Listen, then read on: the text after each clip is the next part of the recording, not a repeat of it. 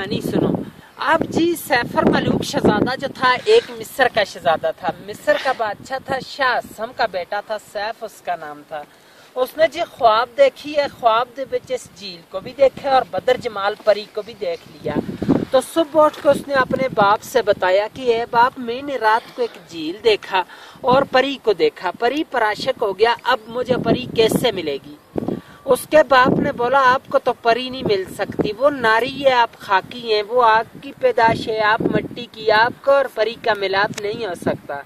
لیکن وہ باپ کی نافرمانی سے کئی سال زمانے گھومتا پھرتا آخر ناران میں پہنچا تو اس کو اللہ والا ایک ولی بزرگ ملا. اس ولی سے پوچھا کہ مجھے پری کیسے ملے گی؟ اس نے بولا کہ یہ سامنے والی جو چھوٹی پہاڑ ہے جس کے اوپر خیمے لگے, اسی کی بیک سائڈ میں ایک خیمے کی طرح پتھر ہے, وہ اب بھی موجود ہے, اس کے ساتھ جاؤ اور 40 دن کا چلہ کرو, اللہ کی عبادت کرو, 40ویں دن کے بعد آپ کو پری کا پتہ چلے گا.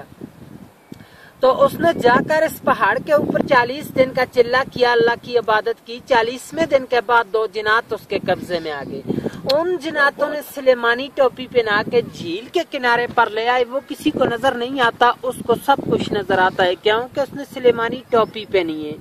تو ساتھ اس کی سہیلی تھی اور 8ویں ملکہ بدر جمال, وہی پری جو خواب میں ملی تھی. اس جھیل میں نہانے کے لیے آئی کوئکاف سے. کوئکاف جو ہے روس کے پاس ہے, چیچنیا کی طرف ہے, رشیا میں ہے. آ کر سب نے اپنا اپنا لباس اتارا تو اس جھیل میں نہانا شروع کر دیا.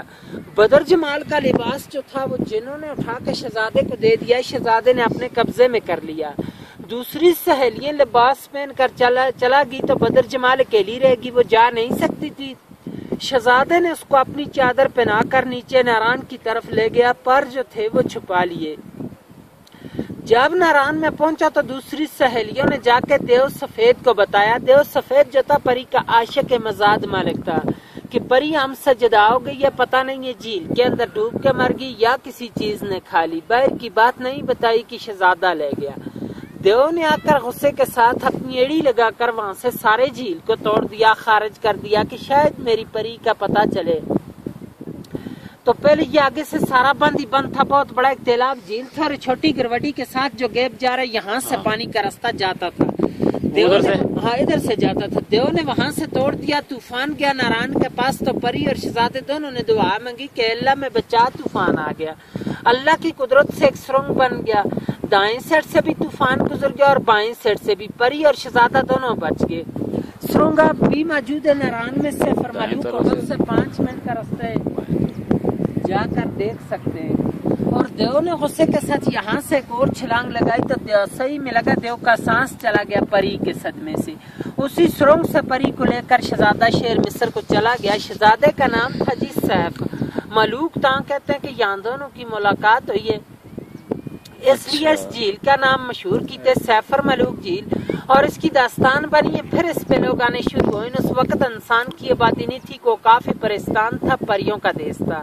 اور آپ اس وقت 10,500 کی ہائٹ پہ بیٹھے ہیں سطح سمندر سے. وہ سامنے ملکہ پربت ہے, برف والی چوٹی, اس کی 17,500 فٹ ہائٹ ہے, 7,000 یہاں سے اوپر ہے. لیکن آج دن تک اس پہاڑی کو کسی نے سر نہیں کر سکا.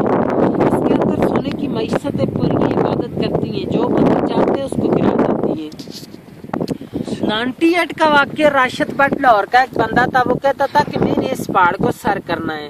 لوگوں نے اس کو منع بھی کیا تھا, لیکن وہ چلا گیا. جاتے ہوئے راستے میں گر کے مر گیا تھا. 13 دن بعد اس کی ڈیڈ باڈی ملی ہے. مقامی لوگوں کو انہوں نے اٹھا کے نیچے بھیجا ہے. چاندنی رات ہوتی ہے, چاند کی 14ویں رات کو پریاں وہاں سے اترتی ہیں, اس جھیل میں نہاتی ہیں, پھر واپس چلے جاتی ہیں.